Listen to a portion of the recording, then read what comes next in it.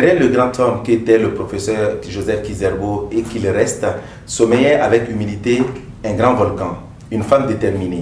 Notre invitée n'était pas que l'épouse du premier Africain reçu à l'agrégation d'histoire. Certes, Joseph Kizerbo lui a fait quelque peu de langue, mais peut-être pour mieux la protéger, nous le saurons davantage dans quelques instants. C'est une éducatrice, une panafricaniste, une militante engagée dans les rues de Ouagadougou le 3 janvier 1966 lors du soulèvement populaire que nous recevons aujourd'hui dans Leçon de vie. Le Zoom Portrait, merci de nous recevoir chez vous. Jacqueline Marie-Thérèse Kizerbo, née Koulibaly, a vu le jour le 23 septembre 1933 à Ségou, au Mali. Elle effectue ses études primaires et secondaires au cours normal de Markala et au lycée des jeunes filles de Bamako, où elle obtient le concours d'entrée à l'école normale de Rufisque au Sénégal en 1951. Après son admission au baccalauréat série philosophie au lycée Van Vollenhoven de Dakar, elle poursuit des études en propédeutique, philosophie anglaise, littérature anglaise à la Sorbonne à Paris où elle obtient la licence en 1956. C'est également en 1956 qu'elle épouse Joseph Kizerbo, éminent historien et homme politique burkinabé. Engagés tous deux dans la lutte pour l'indépendance des pays africains, ils rejoignent la Guinée à l'appel du président Sékou Touré pour porter main forte à cet État nouvellement indépendant. À la proclamation de l'indépendance de la Haute-Volta, actuelle Burkina Faso, Jacqueline et Joseph Kizerbo sont de retour au pays. Jacqueline enseigne l'anglais au lycée Philippe Zenda Kaboré. En 1961, elle est nommée directrice du cours normal des jeunes filles de Ouagadougou, la première directrice africaine jusqu'en 1974. Dans cette pépinière de l'élite féminine, elle contribuera à la formation de plusieurs générations de filles du Burkina Faso. Des témoignages à ce sujet dans quelques instants. Jacqueline Kizerbo a également été membre de la Fédération des étudiants d'Afrique noire en France, membre fondateur du mouvement de libération nationale, membre fondateur de l'entraide féminine voltaïque et responsable de la presse syndicale. Madame Kizerbo servira dans des institutions internationales jusqu'en 1992, date à laquelle elle prendra sa retraite. Notre invitée dans Leçon de vie a reçu plusieurs distinctions honorifiques. Elle est chevalier de l'Ordre du Mérite des Arts, des Lettres et de la Communication avec agrafe littérature écrite et orale. Madame Kizerbo est par ailleurs commandeur de l'Ordre national. Richard Tiennet, Jacqueline Marie-Thérèse Kizerbo, mère de 5 enfants, est à vous.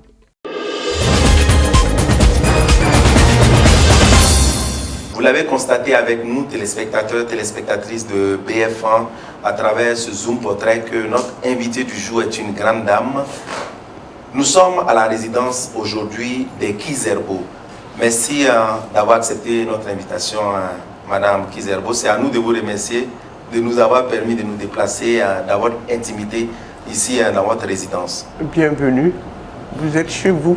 Merci. Situez-nous votre quartier, on est où exactement? Nous sommes à Koulouba, ancien secteur 4 et 5. Et bon, avec la nouvelle administration, ça a dû changer. Mais enfin, nous sommes à Koulouba, je crois que c'est reconnu comme tel. Et vous résidez dans un quartier assez calme. La cohabitation est-elle aussi pacifique avec les voisins, le voisinage? Oui, c'était un quartier assez calme avec les affaires étrangères, l'ambassade de Côte d'Ivoire, le délégué de l'Union européenne, le centre culturel américain. C'est quand même... c'était un quartier calme. Mais avec l'extension de la ville, maintenant, nous sentons qu'il y a des moments de pointe où on sent quand les gens descendent du travail ou vont au travail. C'est beaucoup plus bruyant. C'est beaucoup plus bruyant. On précise qu'il y a une rue qui passe devant chez vous, c'est la rue John Fitzgerald Kennedy. Et qui abritait l'ancien centre culturel américain. Exactement. D'accord. Et vous-même, vous allez bien? Moi, ça va très bien. D'accord. Vous allez, madame, me permettre de faire une entorse à la bienséance en abordant la question de votre âge. En septembre prochain, vous aurez 82 ans. Quel est le secret pour vous maintenir en bonne santé? Ça dépend de quelle bienséance.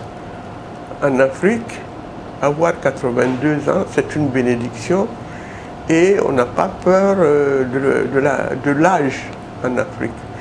Donc c'est une question qui est tout à fait bienvenue et peut-être qu'il n'y a pas d'autre secret que de se maintenir dans des règles de santé, d'hygiène et d'alimentation sans trop d'abus, je dirais, de café, d'alcool et autres liqueurs. Donc c'est tout? C'est tout. Vous et faites... avec un régime alimentaire basé sur les produits africains, consommons national. Vous êtes à la retraite, il faut le préciser, depuis 1992. À quoi occupez-vous en ce moment votre temps? Bon, après la retraite, j'ai continué à travailler en tant que consultante sur des questions de développement. Mais actuellement, je crois que je mets l'accent sur le repos et puis les relations familiales et sociales. Les petits-fils, les petites filles? Il y en a une dizaine. Qui viennent côtoyer mamie presque tout le temps? Bon, ils ne sont pas tous là. Et avec la scolarisation aussi, ils ne sont pas tous toujours là. Ceux qui vous ont connu plus jeune disent de vous que vous étiez, je les prends au mot, une belle et élégante femme, élancée, svelte, la démarche presque arithmétique, c'est-à-dire bien synchronisée, qui impose à la fois le respect et la grâce féminine. Accordez-vous un peu de votre temps à votre paraître, au vu de cette définition qui nous est revenue? À une certaine époque de ma vie, je crois que j'ai prêté attention à mon physique sans jamais utiliser de fard ou même des bijoux précieux. Je crois que les seuls bijoux que j'utilisais surtout, c'était des colliers, des perles africaines. Je suis un peu allergique à l'or. C'est pour ça que je ne porte pas tellement de bijoux en or et même en argent. On a vu que vous êtes en termes de bijoux effectivement assez sobre. On se demandait, est-ce que c'est l'intellectuel qui dit mieux vaudrait prendre son temps pour nourrir l'esprit plutôt que de mettre l'accent sur le physique? Il n'y a pas de lien. Non, ça c'est pas un choix aussi délibéré que ça. Non, non, non. S'occuper de son physique, ça revient aussi à une responsabilité des intellectuels. Et comme je vous l'ai dit, à un certain moment, je me suis occupé de mon physique. Actuellement, bon. Un esprit sain dans un corps sain, comme les scientifiques aiment à le dire. Tout à fait. Alors, parlez-nous de votre enfance. On sait que vous êtes né à Ségou, au Mali. Qu'est-ce qui vous revient aujourd'hui en tête? Il vous arrive, quand vous êtes dans votre jardin, dans votre domicile, quelquefois d'avoir une certaine réminiscence. Qu'est-ce qui vous vient tout de suite en tête quand vous pensez à votre vie quand vous étiez gamine? Je suis né dans un quartier traditionnel de Ségou, le deuxième quartier, comme on l'appelle, et pas loin du fleuve Niger et pas loin non plus de la mission catholique. Et dans une autre direction, il y a la mosquée du vendredi. Donc c'est vraiment un endroit central et je pense que on dit que quand vous voyez le fleuve chaque jour, ça ajoute à la vie, à l'âge.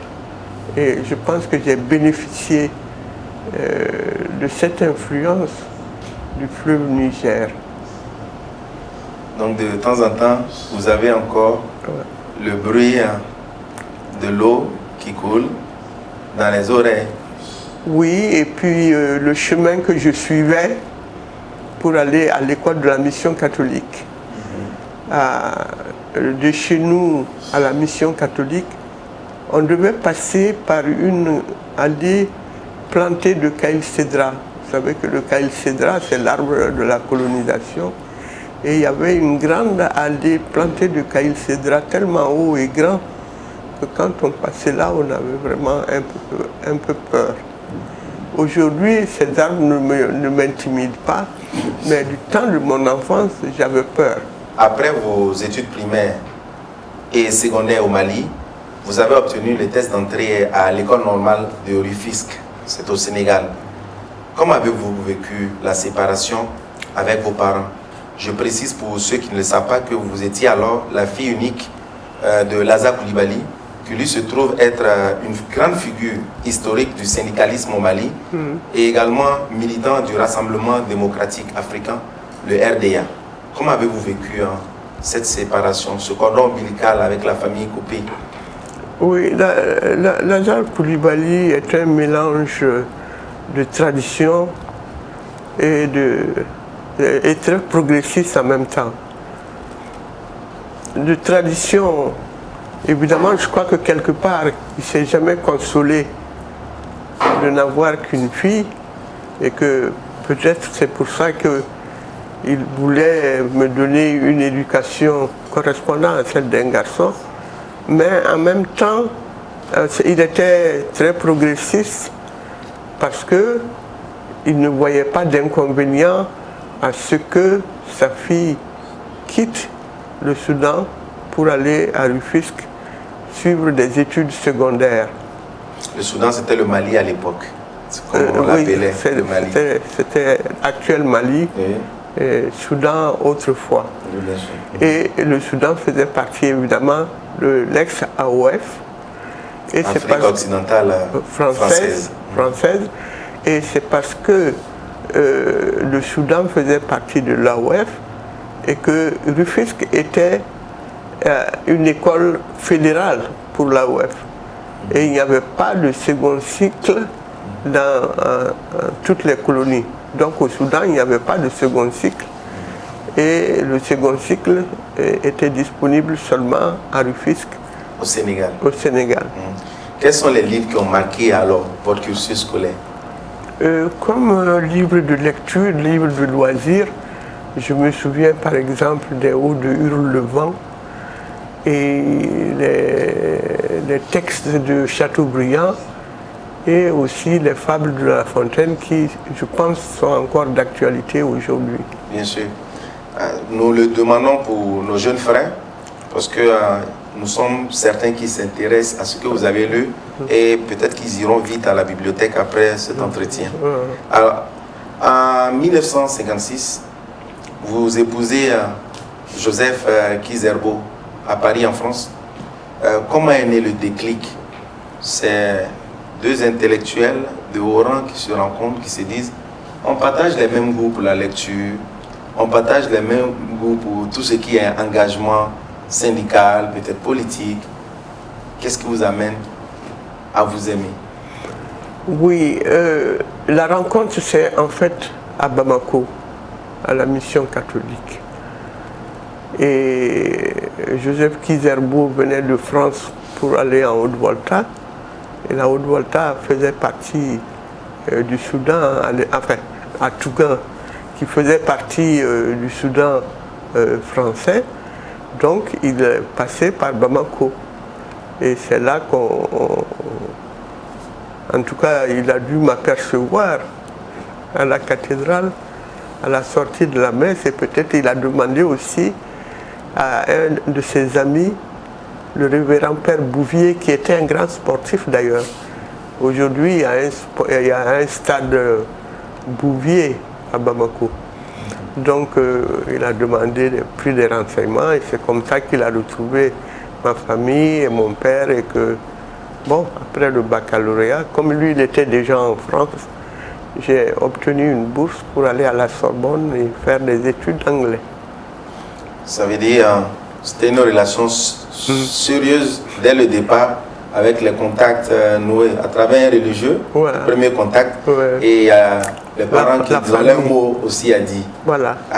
C'est pourquoi peut-être que Ça a duré autant. Paix à son âme jusqu'à la fin de ses jours. Vous êtes restés toujours unis. Vous l'avez suivi partout, presque, on va dire. Vous étiez tous deux des panafricains engagés. Quant à Guinée, Sékou Touré, précisément le 26 août 1958, dit « Nous préférons la pauvreté dans la liberté à l'opulence dans l'esclavage ». Vous entendez ce message et vous décidez d'aller porter, d'aller faire valoir votre expertise dans ce pays qui réclamait ses fils, les Africains. Parlez-nous de cette expérience avec le non au référendum de la Guinée à l'époque. Oui, il faut peut-être vérifier les dates. Il me semble que c'est plutôt le 28 septembre 1968.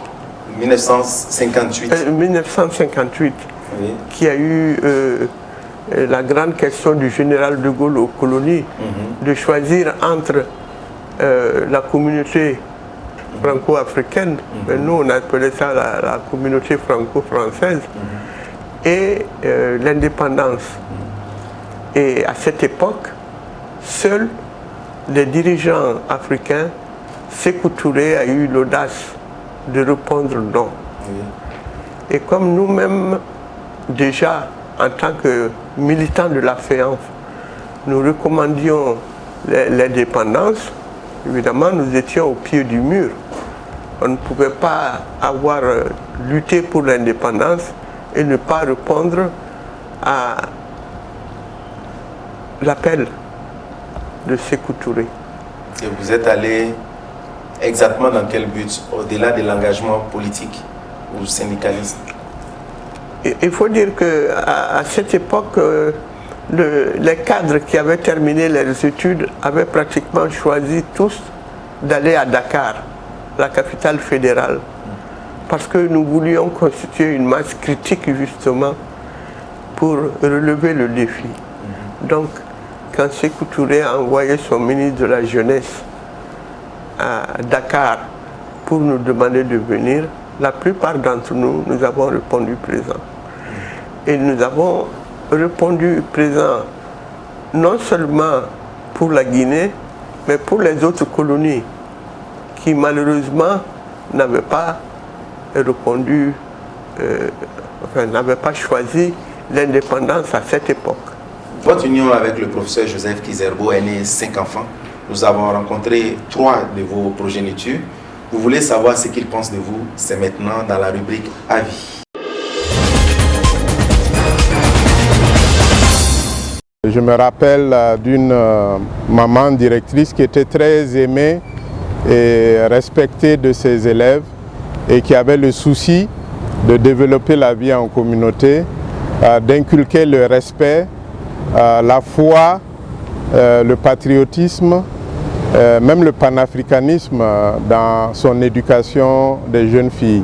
C'est vraiment des souvenirs ancrés dans le cours normal des jeunes filles. Moi je me considère comme un enfant du cours normal puisque je suis né pendant que les parents étaient là-bas et nous avons quitté quand j'avais 12 ans.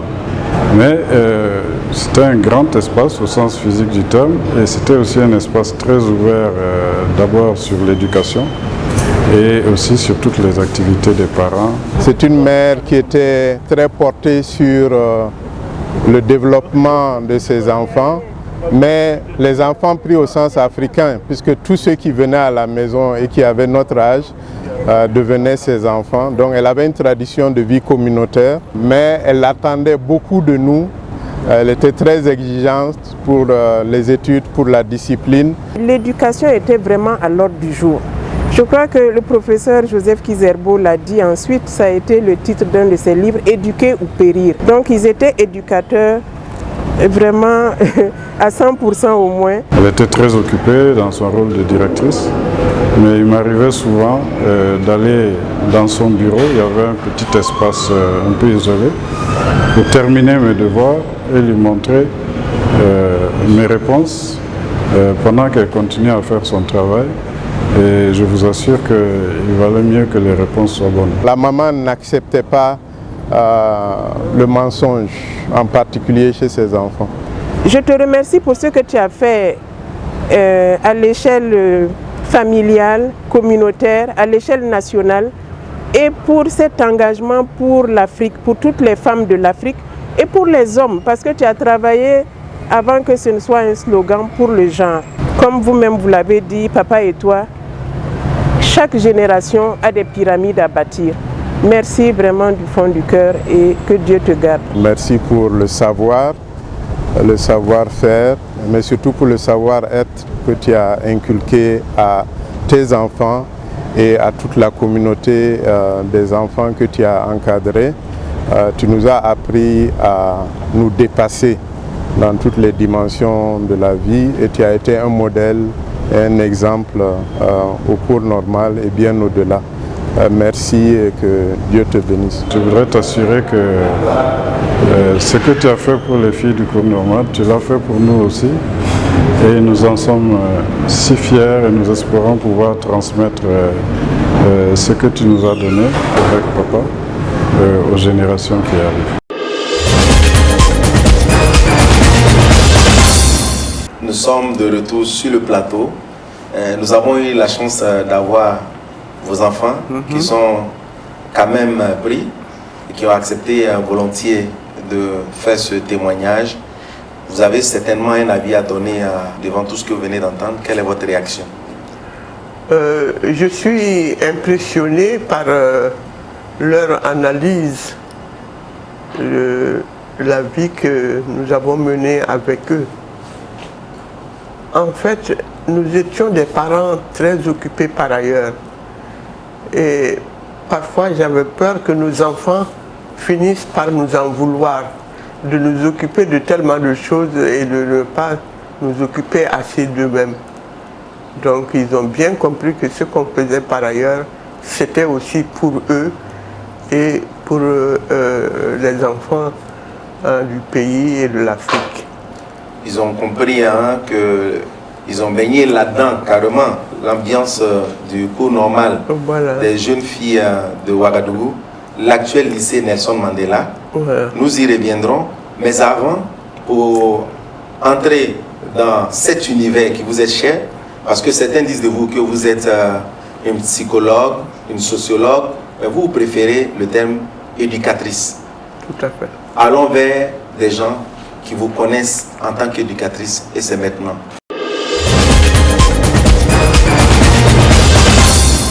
Les filles lycéennes, lorsqu'elles étaient boursières, pouvaient se retrouver à l'internat au cours normal. Quand je suis arrivée en 6e au cours normal de jeunes filles, elle également, elle arrivait pour sa première fois pour diriger l'établissement. Et elle était même notre professeure d'anglais. Et elle était la directrice en même temps. Et nous avons remarqué que notre directrice, quand bien même elle était sévère, elle est restée une femme droite et juste. Madame Kizerbo, c'est ma grande sœur extraordinaire. J'ai travaillé avec elle pendant 8 ans. Elle était une femme imposante. Elle avait un charisme qui s'imposait de lui-même. Madame Kizerbo, c'est une maman tout court. Parce qu'à l'internat, elle a su nous apporter une éducation, un encadrement particulier qui a fait de nous, je dirais, des femmes accomplies aujourd'hui. Quand nous y étions, nous vous prenions pour une méchante femme. C'est maintenant que nous avons compris que c'était plutôt de la rigueur, de la fermeté, afin que nous puissions être ce que nous sommes maintenant. Elle nous a encadrés et c'est ce qui me fait dire qu'elle est une grande dame. Elle nous sert d'exemple pour beaucoup de cadres féminins de notre pays et même d'ailleurs. Chère grande sœur Jacqueline Kizerbo, j'ai gardé un merveilleux souvenir de la collaboration avec vous. Vous m'avez appris beaucoup de choses. Vous m'avez respecté, vous m'avez supporté et cela, je ne l'oublierai jamais. C'est peut-être d'abord lui demander pardon parce qu'à l'internat, comme vous savez, à cet âge, on n'est pas toujours facile. Mais elle ne s'est jamais découragée. Et vraiment, elle nous a fait individuellement à chacune de nous du bien, beaucoup de bien par son encadrement. Avec votre bonne équipe de professeurs, de surveillantes, de tous nos collaborateurs, le personnel d'appui, fait une œuvre grandiose, utile, en formant ces jeunes filles du cours normal de jeunes filles qui ont été l'élite de notre pays et qui chacune apporte sa pierre à la construction de notre pays. Merci, grande sœur Jacqueline Kizerbo. Maman Jacqueline Kizerbo, merci pour ce que vous avez apporté à cette bonne génération de filles, de jeunes filles qui sont devenues aujourd'hui des mamies, mais qui vous considèrent du fond de leur cœur comme une mère qui a su les éduquer, une mère qui a su les accompagner. C'est ainsi que nous allons vous immortaliser. Merci. Madame Jacqueline Kizerbo, nous vous remercions infiniment de tout ce que vous avez fait pour nous.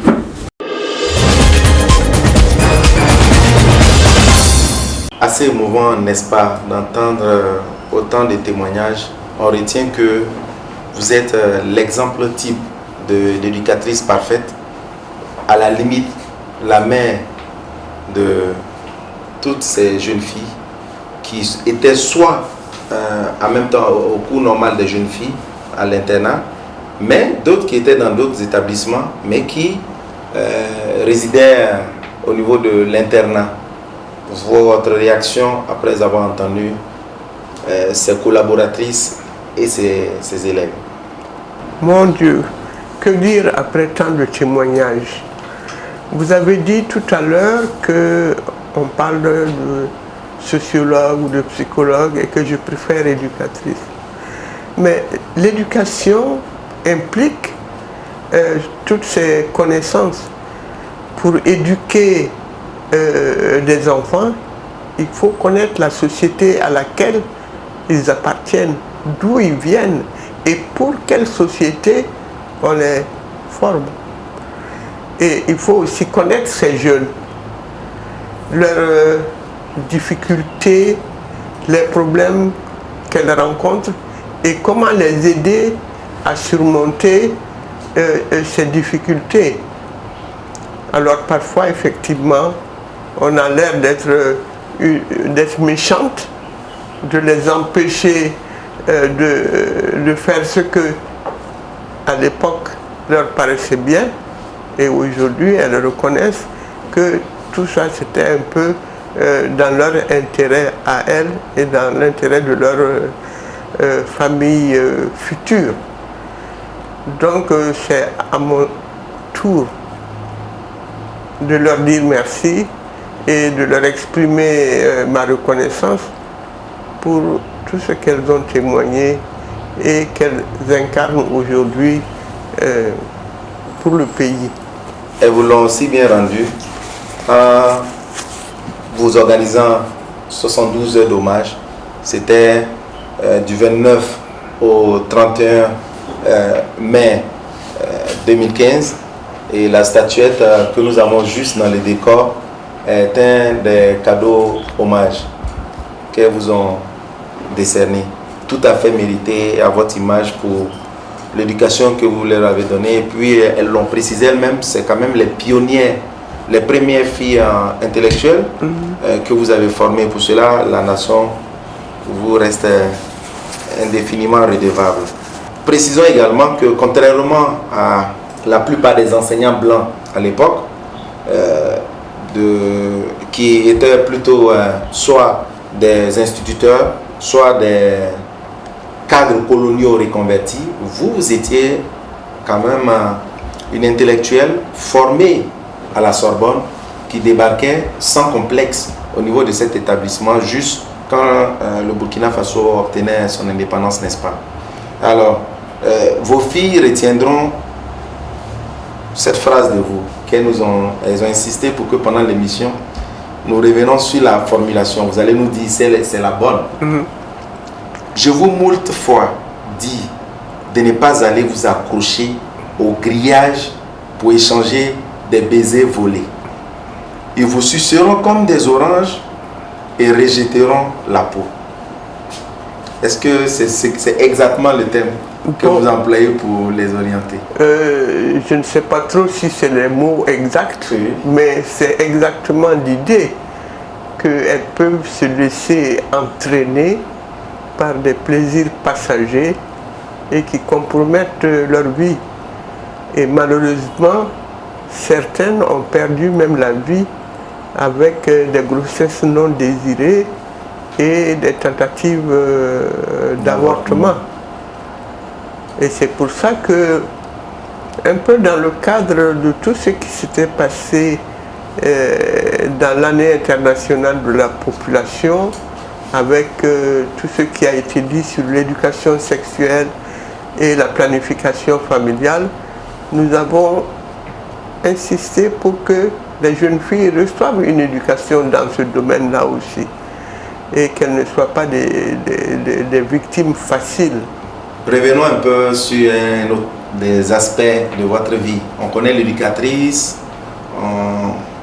on ne sait pas, beaucoup ne savent pas peut-être grand-chose de la femme syndicaliste engagée auprès de son homme. On sait que par exemple avec votre époux et d'autres camarades bien entendu, vous créez à Dakar en 1957 le mouvement des libérations nationales, MLN, obligé de vivre dans la clandestinité parce que le multipartisme n'existait pas à l'époque. Qu'est-ce que vous faites vu que le parti est créé? Qu'est-ce que vous faites exactement sur le terrain? Nous avons créé, je pense, en France, le mouvement de libération nationale. Au-delà de la Haute-Volta et du Soudan français, il y avait des Sénégalais, des Béninois, des Mauritaniens. C'était vraiment la dimension fédérale de l'époque. Et à ce moment-là, qu'est-ce qu'on fait? Bon, on est à l'écoute puisque c'est la grande période entre 56 et 58 où la question de l'indépendance va se poser. Donc, nous décidons d'aller à Dakar, justement, comme je l'ai dit tout à l'heure, pour relever le défi de l'indépendance et nous apprêter à lutter pour cette indépendance-là. Donc, c'est là que l'appel de Sékou Touré va nous trouver et qu'on ira ensemble en Guinée-Conakry. Et on dit également de vous que vous étiez une des militantes engagées dans les rues de Ouagadougou. Notamment, on vous a aperçu en janvier 1966 lors des événements pré-soulèvement populaire. Vous avez même été interpellé et vous avez été libéré quelques heures après. À l'époque, les normaliennes, vos élèves et quelques femmes étaient venues réclamer votre libération en ces termes: libérer notre mère. Que retenez-vous de ce moment historique? Parlez-nous en quelques mots de ce moment. Je voudrais d'abord préciser que, en ce qui concerne les normaliennes, une de mes grandes préoccupations au cours normal, c'était de respecter la neutralité scolaire, de ne pas endoctriner les élèves. Les élèves, d'accord. Leur donner l'information. Et c'est parce qu'elles étaient venues à la clôture, au bord de la rue qui mène du cours normal à la gendarmerie, qu'elles m'ont vu entre les gendarmes et qu'elles ont su que j'avais été arrêté. Donc il n'y a eu aucun travail d'endoctrinement ou de mobilisation de notre côté. La précision est importante. D'accord. Et elles ont demandé qu'on vous libère. Ouais. Parlez-nous de ce moment. Vous, femme dans la rue de Ouagadougou, à une période où, dans les environs, les nouvelles qui venaient des pays voisins, les soulèvements du genre étaient réprimés, les gens tombaient, les forces de l'ordre ou de sécurité n'hésitaient pas à employer les armes. Est-ce que vous n'avez pas eu quelques appréhensions en sortant dans la rue comme ça Non, de vous parce faire tirer que dessus? À l'époque, moi, mon engagement était profondément syndical. D'abord, j'étais responsable de la presse syndicale. On avait un journal qui s'appelait La Voix des enseignants. Donc, convaincu de l'importance de cet engagement, il n'y a eu aucune crainte. Et c'est vraiment dans la sérénité que nous nous sommes engagés avec les autres militants dans la rue pour le 3 janvier 1966, mais surtout du côté syndical. Est-ce que quand vous vous remémorez votre passé, vous n'avez pas l'impression que votre époux vous a fait quelque peu ombrage, vous a fait de l'ombre? Est-ce que c'était, comme nous l'indiquons en guise d'introduction de cette émission, est-ce que c'était quelque part pour vous protéger, vous? Parce que vous êtes quand même une femme engagée, mais l'épouse de Joseph, le professeur Joseph Kizerbo. Non, je pense vraiment que ce qui a caractérisé nos rapports, c'est des rapports de respect de l'un et de l'autre dans ces engagements. Et je crois qu'il n'y a eu aucune condescendance, aucune tentative de me protéger. Il m'a toujours laissé m'exprimer tel que je l'entendais. Quel type de père il était pour ses enfants? C'est quand même un père qui cherchait à dégager quand même du travail, du temps pour ses enfants. C'est bon de travailler pour les autres, mais c'est bon aussi de ne pas oublier sa famille. Quel type d'époux il était? Attentionné, attentif à l'écoute de l'autre et pour des échanges, j'allais dire, égalitaires. Il vous a laissé un lourd héritage, c'est toutes ces productions livresques, et la fondation Joseph Kizerbo existe. Parlez-nous un peu de cette fondation. Comment elle est gérée? Comment s'y rendre? Pour ceux qui ont envie d'en savoir davantage sur ce illustre personnage de l'histoire au Burkina Faso. Oui, donc ce n'est pas seulement à sa famille qu'il a laissé la fondation. Il y a tous ceux qui ont travaillé avec lui de longue date sur les questions de développement. Et la fondation a été créée avec un accent particulier sur le centre de documentation où nous avons essayé de regrouper et de mettre à la disposition des jeunes des livres sur l'Afrique, sur la culture, sur l'histoire. Mais vous savez que la culture n'est pas facile à financer en Afrique.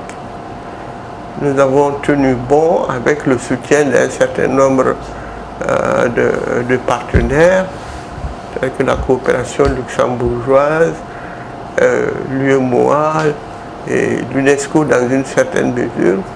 Mais je dois dire qu'actuellement, nous devons chercher d'autres moyens pour maintenir et pérenniser cet effort et cet héritage.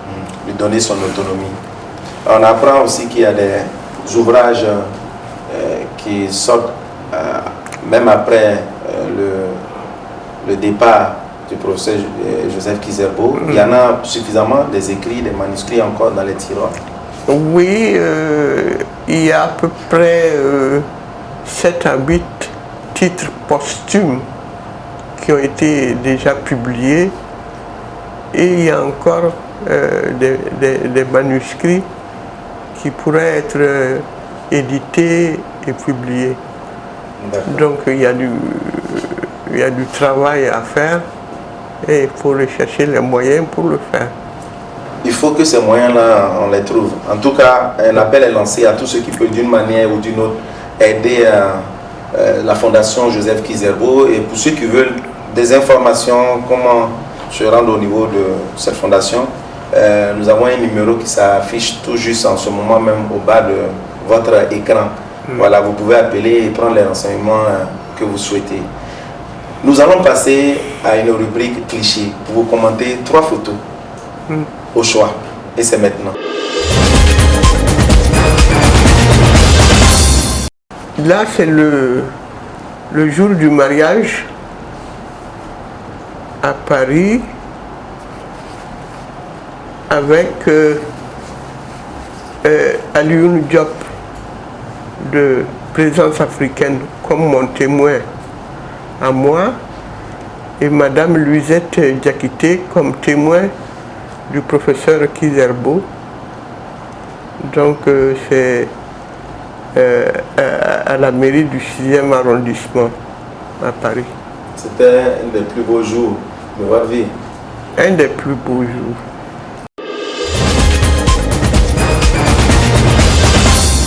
Là, c'est le père de famille avec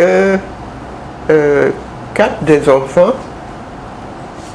Donc Georges, Charles, Lazare et Béatrice, la dernière. Cette photo a été prise à la maison, sans doute que Françoise l'aînée et moi-même, nous étions occupés ailleurs.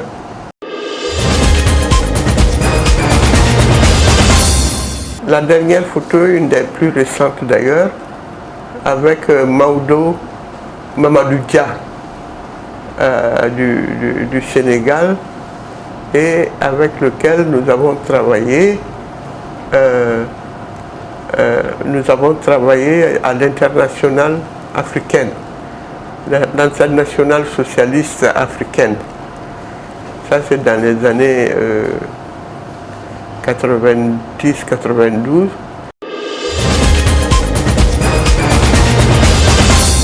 Nous sommes presque au terme de cette émission. Nous abordons les questions classiques. Nous aimons à le dire à nos invités pour qu'ils comprennent qu'il n'y a pas de questions pièges. Ce sont les mêmes questions que nous leur posons tous. Alors, dites-nous, Madame Jacqueline Kizerbo, quel était, à votre avis, le jour ou l'événement le plus heureux de votre existence? À ce jour, si nous pouvons nous répéter. C'est certainement le jour où, à sa manière, Sékou Touré a envoyé un avion de Conakry à Dakar pour prendre les intellectuels africains qui ont répondu à son appel. À l'époque, nous étions des fonctionnaires français et avec une belle carrière devant nous. Et on nous disait, vous allez en Guinée, vous n'aurez pas de salaire, vous n'aurez pas à manger et vous allez à l'aventure, comme on dit aujourd'hui. Mais l'aventure ne nous a pas fait peur.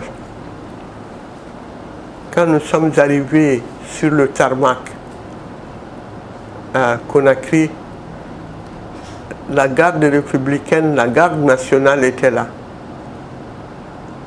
Et elle a joué pour nous l'hymne national de Guinée, Alpha Yaya. Alpha Yaya, Bemankan, Tono de Benyadjibo. Et Alpha Yaya, tout le monde ne se ressemble pas, mais c'est parce qu'il y a un bénéfice quelque part qu'on pleure une personne. Et moi, j'ai pleuré. J'ai pleuré parce que j'étais très ému d'être dans cette Guinée, précurseur de l'Afrique indépendante.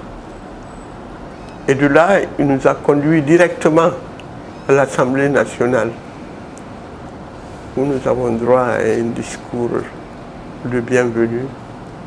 Et nous avons été ensuite confiés à des familles guinéennes. On ne nous a pas envoyés à l'hôtel. Non, nous étions chez nous, dans des familles. Alors ça, c'est vraiment un jour que je n'oublierai jamais. Il y a eu ces moments heureux et des moments difficiles. La période la plus douloureuse, c'est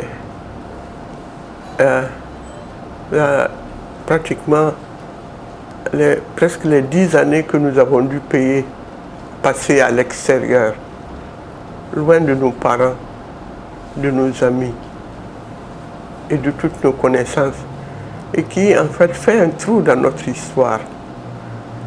Et pendant cette période, ma belle-mère, la mère de Joseph Kizerbo, est décédée et nous n'avons pas pu venir à son inhumation. À ses obsèques et à ses funérailles. Ça vous a beaucoup marqué? Tout à fait. Okay. Quelles sont les facettes de votre vie que vous regrettez? C'est un peu peut-être la séparation de mes parents. J'avais 2 parents qui avaient des caractères très affirmés. Mon père syndicaliste, mais ma mère aussi était une femme forte. Et je crois que ils ont dû se séparer. Et là, moi, j'ai un peu grandi entre eux deux. L'un croyant que je préférais l'autre et l'autre pensant que je préférais. Mon père me disait toujours, je sais que tu préfères ta mère, mais c'était pas du tout ça. Je l'aimais bien aussi. Mais j'aimais aussi ma mère. C'est difficile, on ne peut pas faire le choix entre les 2 parents. Si vous deviez reprendre votre vie, quelle est sa facette que vous auriez souhaité voir changer? Non, moi je crois que j'ai eu beaucoup de grâce, beaucoup de bénédictions et... La bénédiction du fleuve Niger? La bénédiction du fleuve Niger le matin, et je pense que je remercie Dieu pour tout ce qu'il a fait jusqu'à présent. D'accord. Quel est le trait de caractère chez vous que vous-même vous n'appréciez pas? Peut-être la rigueur et la tendance à être particulièrement exigeante pour les autres et peut-être pour moi-même. D'accord. C'est normal, vous êtes éducatrice. Devant une difficulté quasi insurmontable, que faites-vous? Il faut rester ferme, se mettre debout, ceindre les reins et, comme disait le professeur, lorsque dans une situation donnée qu'on peut comparer à des braises, vous avez sauté dans le feu, il vous faut un deuxième saut pour sortir des braises. D'accord. Vous êtes croyante? Tout à fait. J'ai été baptisé chrétien catholique à ma naissance. J'ai pratiqué les écoles primaires catholiques au primaire et par la grâce de Dieu, j'ai épousé le fils de Di Alfred Diban, un des premiers chrétiens du Burkina Faso, et dont la cause est à l'étude actuellement à Rome. D'accord. À présent, votre message pour l'ensemble de tous ceux-là qui nous suivent, dans un certain contexte, au cours normal des jeunes filles, nous vous aurons demandé de passer un message à toutes ces filles que vous encadrez. Mais là, nous ouvrons large le boulevard pour que ce soit toute la jeunesse, autant les garçons que les filles. Quel message vous leur adressez? Je pense qu'il faut bien analyser la situation qu'on vit. Actuellement, nous avons beaucoup de facilité pour communiquer avec le monde. Mais ceci ne doit pas nous faire oublier que nous avons une identité, que nous avons des identités propres et qu'au rendez-vous du donner et du recevoir, les Africains ont quelque chose de spécial à apporter. Donc, il ne faut pas se contenter de singer ce qui se fait ailleurs. Il faut étudier ce qu'il y a chez nous de particulier, de spécifique et de précieux. On ne développe pas. On se développe. C'était du professeur Kizerbo, une citation chère au professeur Kizerbo. C'est pratiquement la fin de cette émission, mais avant, j'aimerais savoir une chose aussi. On n'en a pas parlé en début. Pourquoi vous avez étudié l'anglais? Pour la jeune sahélienne que vous étiez, pourquoi vous n'avez pas suivi des études en médecine pour être avocate, vu que vous étiez engagée pour les droits humains? Je pense que l'époque coloniale est marquée par deux langues étrangères, le français et l'anglais. Et peut-être inconsciemment, dans la recherche de l'intégration africaine, de l'unité africaine, je me suis intéressé à l'anglais pour pouvoir mieux connaître les pays anglophones. Vous aviez soif de connaissances?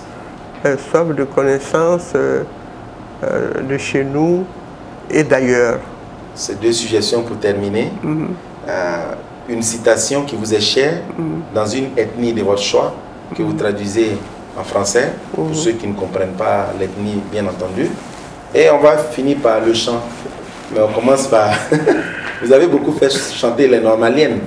Donc ce serait à votre tour, mais un bout. On va pas... Ce serait juste un bout, un refrain ou en tout cas, libre choix à vous. Mais on commence par la citation. Quelle citation vous vient en tête dans une ethnie? Oui, j'ai parlé tout à l'heure d'identité et d'apport spécifique de l'Afrique au monde et la nécessité de se connaître soi-même. Donc, Kasso don, Kayiri don, Kaji don, Obekani, Ngayera don de Kafsa Obeye. Donc, savoir monter à cheval, savoir monter sur les arbres, savoir nager, tout ça est parfait.